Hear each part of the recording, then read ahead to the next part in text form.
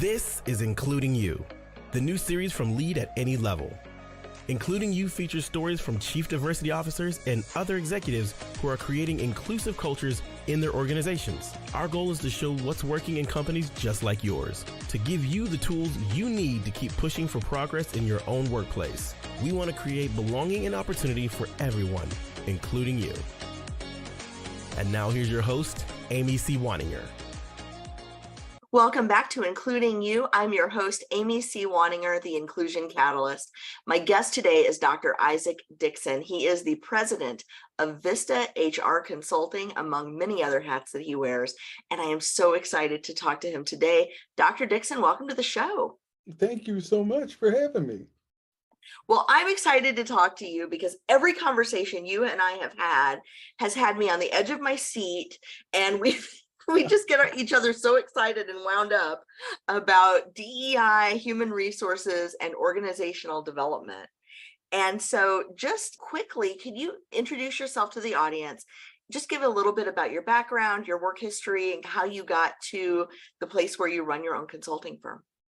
I'll try to be brief. I started in human resources way back in the days when it was called personnel management 4 decades ago. And my initial foray into HR was with Manpower Temporary Services. I ran a branch in Southern California, was asked to move to Oregon to oversee the franchise operations here in Portland area. And after 5 years or so of growing our branch network and citing branches and training people, I moved into HR with one of my clients, which was Nike. So I worked in HR for Nike, GE Capital, Pitney Bowes Credit, and then in federal, state, and local government before moving into higher education HR following getting my doctoral degree in 2009. And I was fortunate enough to be the vice president of HR at Lewis and Clark College and then later at Portland State University, public university here with, at that time, about 23,000 students and about 6,000 faculty and staff and 7 labor unions. You talk about a complex environment that tested all of my HR skills, but every place that I worked, I managed to learn something that I didn't know about HR and about the whole world of managing people and trying to get the best out of them. So that's what I had devoted my professional life to. And I'm so glad you have, because your expertise is invaluable in this field. I'm wondering, when you are approached by clients or when you work with clients, what do they say are the reasons that diversity, equity, and inclusion in particular is so important to them? That's a great question, and one that the answer to which has changed remarkably over the last 3 to 4 years. I used to hear a lot of the moral imperative, people in organizations thinking that it was a good thing to do and being on the right side of history. But now I'm hearing more and more about the strategic value of diversity, equity, and inclusion and the alignment of DEI with organizational mission, vision, values, goals, and objectives. And I'm glad to see that switch because I've been around long enough and I know that in our conversations we've talked about it. Things that are initiatives get canceled when the budget gets tight. Things that are part of organizational strategy generally get funded. This is a really good switch and one that I'm happy to see made by business leaders. Because you mentioned budgets getting cut, I'm going to bring that up because as we're recording this right now in the summer of 2023, we are seeing, so the people on TV keep using the R word. I won't say it. I will say that there has been some belt tightening in the economy and some purse string tying in a lot of corporations. But are you seeing people dipping and ditching DEI right now as part of this, what I'll call a slowdown? And I'm going to avoid the big bad R word. I think that what I have seen is I've seen a loss of momentum in some places, but you've had Supreme Court decisions that have given people who are less than committed to begin with an easy way out. And I think that organizations that haven't committed to diversity, equity, inclusion as part of their long-term strategy and aligning it with their vision of where their organization is going and how it's going to get there, I think that those organizations are the ones that are expressing trepidation. I think that forward-looking organizations understand that their marketplace is changing, that the composition of their workforce has changed, and the very industries that they're in are changing. If they didn't understand that 3 years ago when this pandemic began, they're going to have even more trouble adjusting coming out of it. One of the things that sort of intersects with this discussion on DEI has been, and folks can look at my LinkedIn page, I've made much of this discussion about where do we find talent. And Americans are in denial about the fact that we lost 500,000 working age adults during the pandemic. Unless you know where some secret closet full of people is located, this is a space we're going to be in probably for the next decade. And the other part of it is that when the pandemic began, we instituted some of the most draconian immigration restrictions of any industrialized nation, most of which remain in place. So you start to look at just the data, we're going to struggle. And we seem somehow amazed that we can't find people to do certain kinds of work. 550,000 people who passed away, many of those people were what we called essential employees. Many of those people were daycare providers and truck drivers and warehouse people. I don't know where you find that talent if we're not allowing people to come into the country on guest worker visas and do some of this work. Talk to anybody that runs a construction crew. They can't find help. And I really think that we're going to be in, I called the space we're in, and I have to admit, I stole this from someone that I heard on another podcast, but this is the messy middle. And we're going to be in this space for some time. And Americans can be tremendously resilient and creative, but we need to stop denying reality about why we are where we are. As my grandmother used to say, denying reality won't change it. And I think we need a good old-fashioned dose of reality and then put our creative and problem-solving hats on. How do organizations do that? Embracing diversity, equity, and inclusion, creating internship programs, automating routine work, transactional activity, so that you can then take people who are doing that work and give them things that are much more fun and stimulating for them to do. And for goodness sakes, on the part of women who are part of the workforce, if you're a major employer, help them with childcare and don't demand that people drive across town 5 days a week, pay for parking, costume for work, when they could actually do the work from home. They've proven to you that they can be productive from home. Why not be more flexible in how work is done? I think this is a great opportunity for all of us as employers to really begin to think about how work gets done and where it gets done. There are so many things that you just said that I'm sitting here just trying not to burst for wanting to say, yes, that. And actually, it's funny, Dr. Dixon, because I don't even know if you know this, but I recently wrote a book called Surviving the Labor Crisis that touches on all of these points. I don't know if you were setting me up for a plug or not, but I'm going to take it if I can. But I wrote this book. It's super thin. It's only like 25 pages, but it's all about all of the data that you just cited.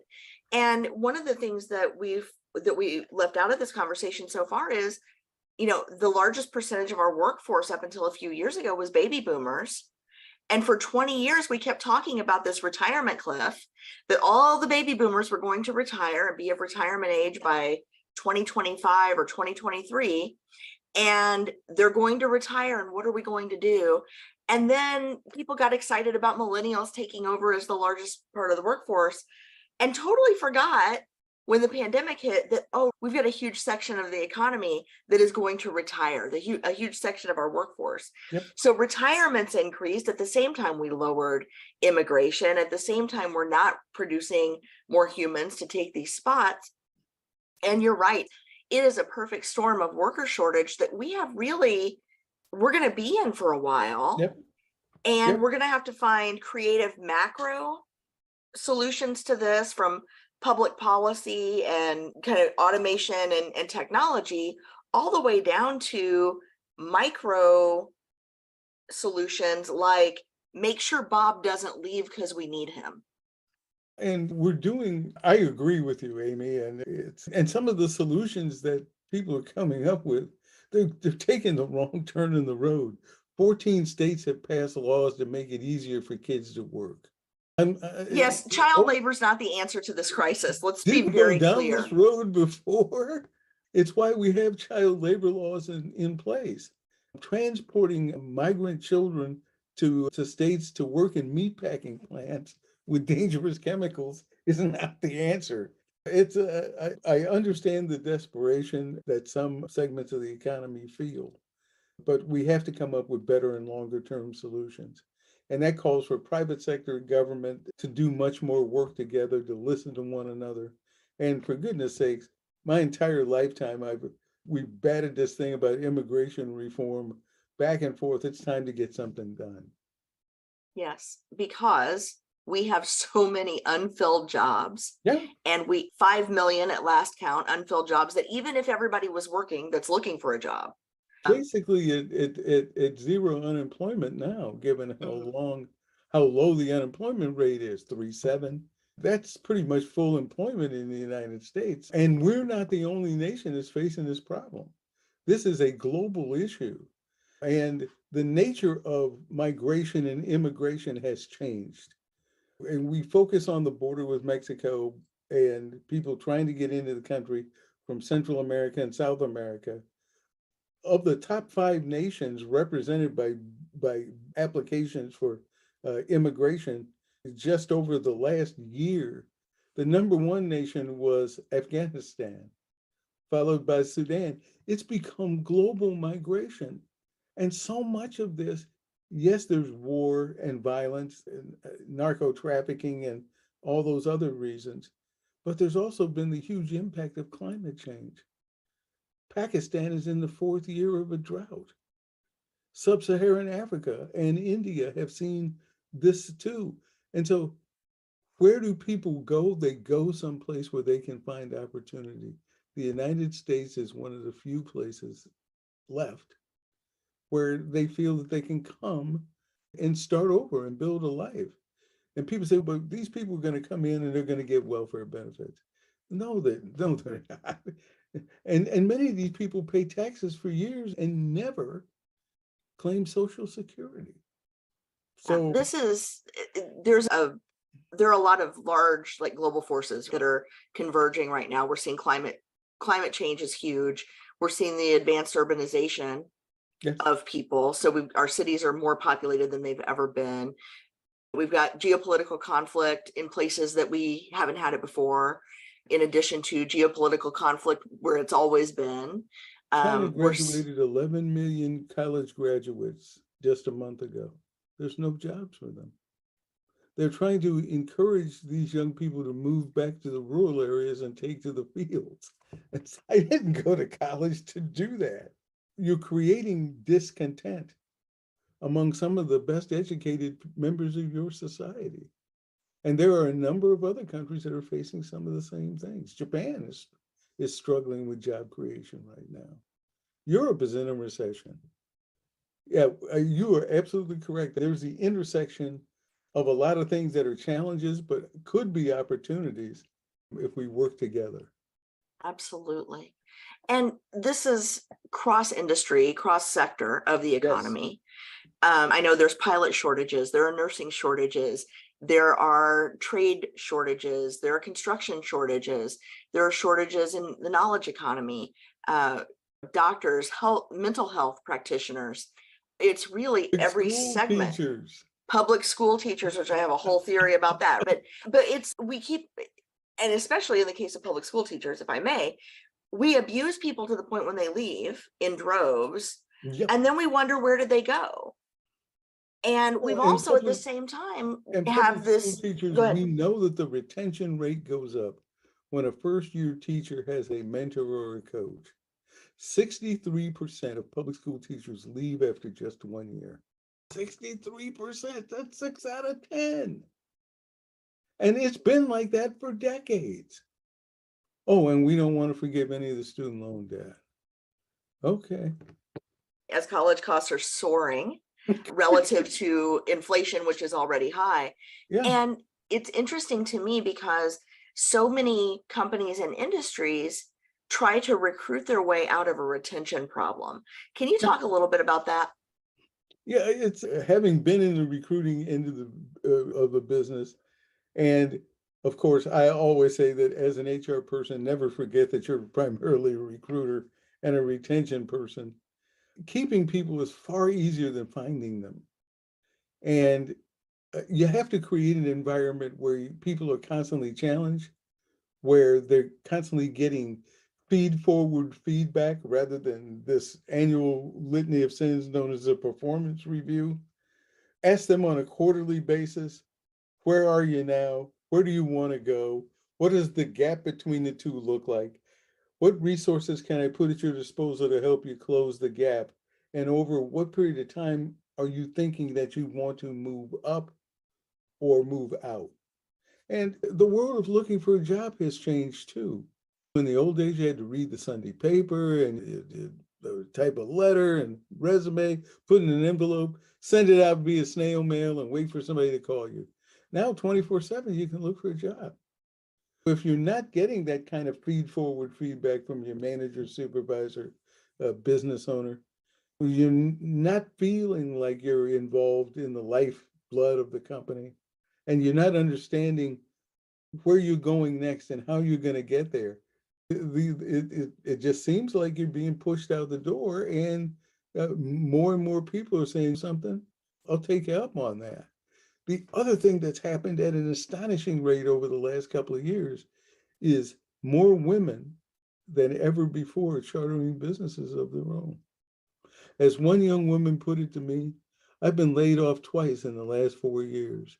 The next time the bus goes over the cliff, I'd rather be sitting in the driver's seat than a passenger in the back.